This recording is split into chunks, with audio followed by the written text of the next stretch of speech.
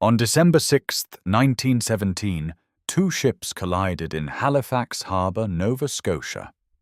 One of them was carrying 2,900 tons of high explosives.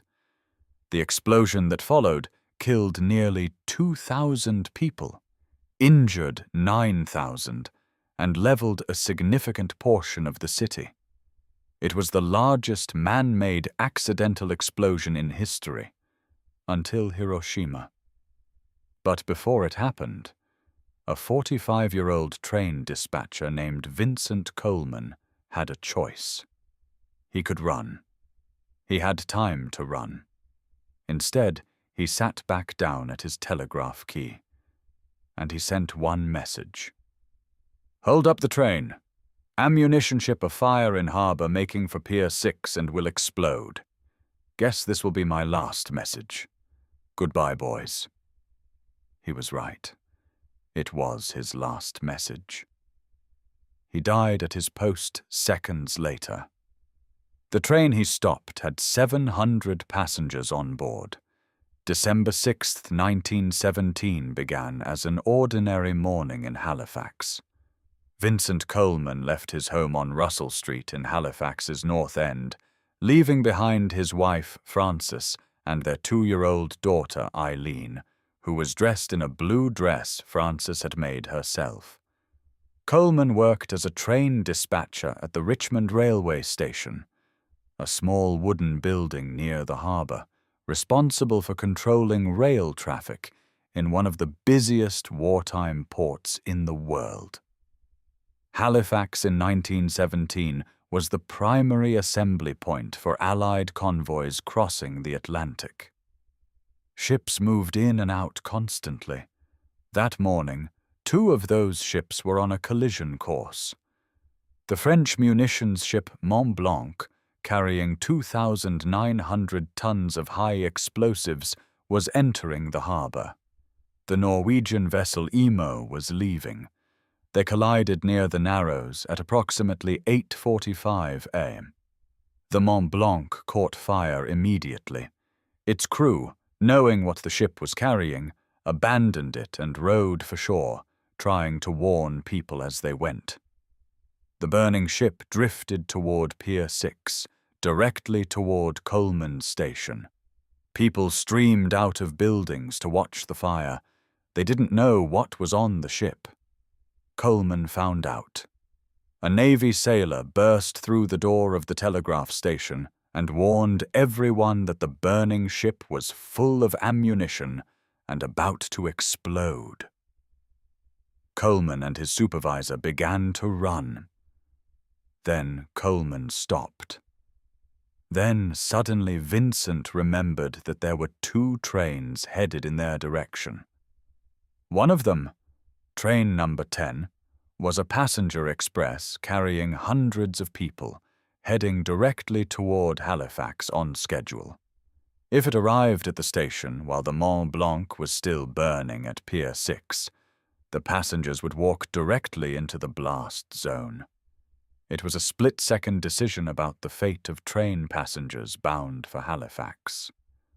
Coleman turned back. He returned to his telegraph key and transmitted a warning message. "Hold up the train. Ammunition ship afire in harbour, making for Pier 6 and will explode. Guess this will be my last message. Goodbye, boys." He knew what he was doing.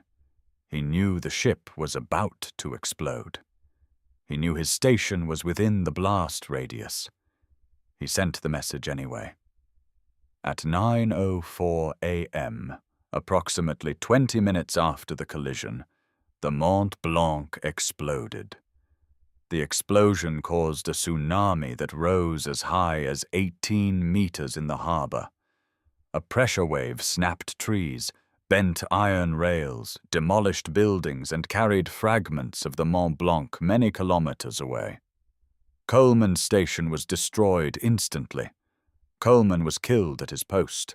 Coleman's message halted approaching trains, including the passenger train number 10 carrying hundreds of people, and alerted the intercolonial railway system to the disaster, enabling rapid dispatch of relief trains with medical personnel and supplies. The train that Vincent Coleman stopped had 700 people on board. But the message did more than stop one train. Because Coleman sent it through the telegraph system, operators along the entire line received the alert. Within hours of the explosion, while Halifax was still in chaos, fires still burning, survivors still in shock, relief trains from across the maritime provinces were already moving toward the city, loaded with doctors, nurses, and supplies. Coleman's granddaughter Anne Finlayson said, "He was an ordinary man, a family man, and he just went to work that day, never assuming anything special was going to happen. He had no training for what he did. He had no protocol that told him to stay. He simply understood that if he left without sending the message, people would die who didn't have to. So he sent it. We found something in the railway's operational logs from December 6th, 1917.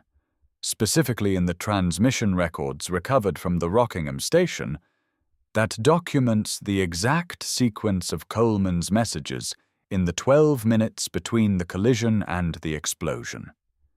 In those 12 minutes, he sent not one message, but 4. The last one is the one history remembers. The first 3, which contain specific information about the ship's cargo and position, were the ones that gave the relief system enough detail to respond as quickly as it did. Those 3 messages are not part of the standard account of Vincent Coleman's story. Here is what we know. On December 6, 1917, Vincent Coleman left his wife and 2-year-old daughter and went to work. A munitions ship caught fire in Halifax harbour. He was warned it was going to explode. He had time to run. He went back to his telegraph key instead. His last message stopped a train carrying 700 people. The explosion killed nearly 2,000 others. Coleman died at his post. He was 45 years old. His grandson never met him. Here is what we don't know, what he thought in the seconds between deciding to turn back and sitting down at his key, whether he believed he had enough time to send the message and still escape. What his wife Frances thought when she heard the explosion from Russell Street, not knowing yet whether he had emptied it out. And whether the first 3 messages, the ones that gave the relief system its head start, will ever be part of the story that gets told about him. We're laying out what we found. You decide what it means. Subscribe and leave a comment. Because Vincent Coleman went to work on an ordinary morning and made one decision that wasn't ordinary at all. Goodbye, boys.